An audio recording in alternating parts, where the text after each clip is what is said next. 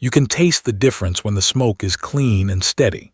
The first time I got that right on this grill, the ribs came off with a deep color, a gentle bark, and that charcoal flavor that makes you slow down between bites. This is the Royal Gourmet CC1830M barrel charcoal grill with offset smoker. It sits in that middle zone between a simple backyard charcoal grill and a dedicated smoker. And that is exactly why I think it makes sense for a lot of people. If you are the kind of cook who likes burgers and hot dogs on a quick weeknight, but you also want to try pulled pork on a Saturday, this style of grill fits. I would also recommend it to anyone who hosts friends or family, because the cooking space is generous enough that you are not forced to cook in batches and keep running back and forth. In day-to-day use, the design is classic barrel grill, and the thing I notice most is how it organizes your workflow. You have the main cooking chamber and then that offset firebox on the side.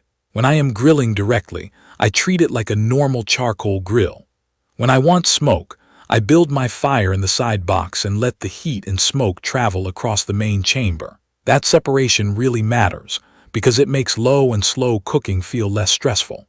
I'm not constantly fighting flare-ups right under the meat, and I can keep the food in a more stable environment. The lid thermometer is not something I treat like a lab instrument, but it is useful for staying oriented.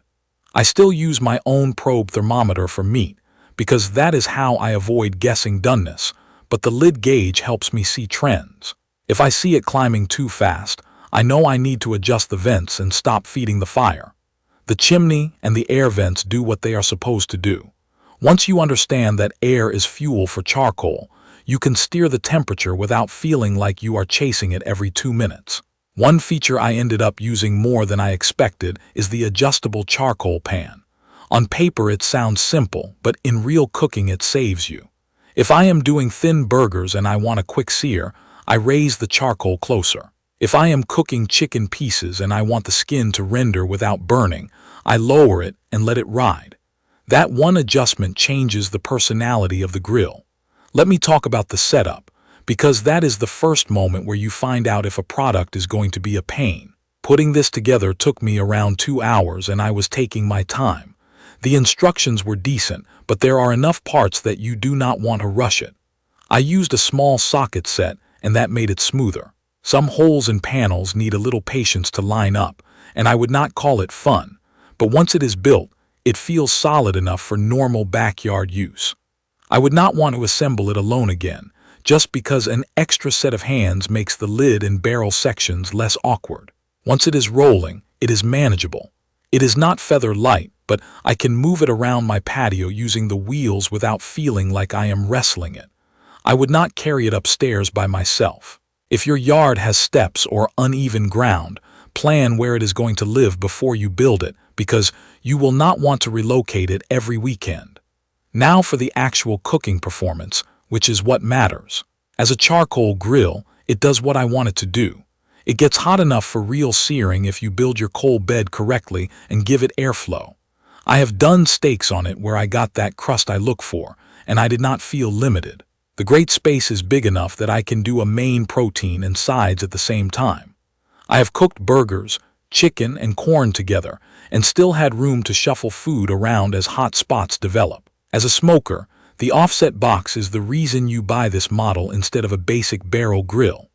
When I smoked ribs, I started a small charcoal base in the firebox and added wood chunks gradually. The smoke moved through the main chamber in a way that felt controllable. I could keep the fire alive without blasting the meat with direct heat. I will be honest though, this is not a set it and forget it smoker. You are going to check it, adjust vents, and feed fuel. That is normal for this style of cooker, and if you enjoy the process, it is part of the fun. If you want something you can walk away from for hours, you probably want a different type of smoker. Heat retention is decent, but it depends on weather. On a calm day, I can hold a steady cooking temperature with minor vent changes. When wind kicks up, you will feel it. I learned quickly to position it so the firebox is not getting hit by gusts, because that extra airflow can make the temperature spike. Once I started being intentional about placement, my cooks got more consistent. I also want to mention the cooking grates and cleanup, because those little chores decide whether you use a grill often or you avoid it.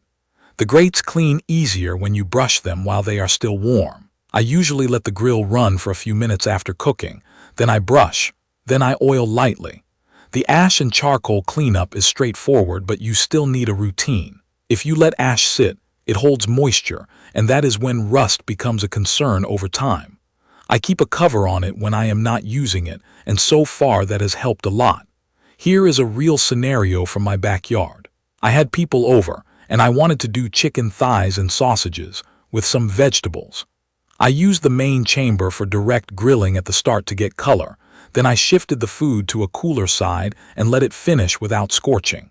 The warming rack became my holding zone for finished pieces while I kept cooking. That is the kind of practical advantage you feel immediately. You are not juggling plates indoors. You are not serving half the food cold, and you can pace everything. Another day, I used the offset smoker for a longer cook. I did a rack of ribs and took my time managing the fire. I learned that small additions of fuel work better than dumping in a lot at once. When I kept the smoke thin and steady, the flavor was clean. When I got impatient and added too much wood, I could taste the difference. This grill teaches you those habits because it responds clearly to what you do with airflow and fuel. There are a few criticisms I think are fair. The metal is not the thickest I have ever used, so you want to treat the finish with some respect. I avoid aggressive scraping on painted surfaces, and I do not leave it uncovered in bad weather. The built-in thermometer is helpful but not perfect, so if you care about precision, use a separate probe. The assembly can feel like a puzzle, and if you hate building things, that might be your least favorite part of the whole experience. Even with those drawbacks, I keep coming back to it because it hits a sweet spot. It gives me the charcoal flavor I want, enough space to cook for a group, and the option to smoke without needing a separate dedicated smoker. It rewards practice. Every time I cook on it, I get a little better at controlling the fire, and the food keeps improving. So who should consider this grill? If you want a backyard cooker that can handle both grilling and real smoking, and you do not mind being hands-on with charcoal and airflow, this is a strong fit. If you want push-button convenience, or you want a smoker that runs like an oven, you are probably going to be happier with a different style. For me, this one works because it feels flexible. It is straightforward once you learn it, and it consistently turns out food with that classic charcoal and wood character. If you want to see more real-world cooking reviews like this, subscribe to the channel and leave a comment letting me know what you are planning to cook on your next barbecue. Thank you for watching.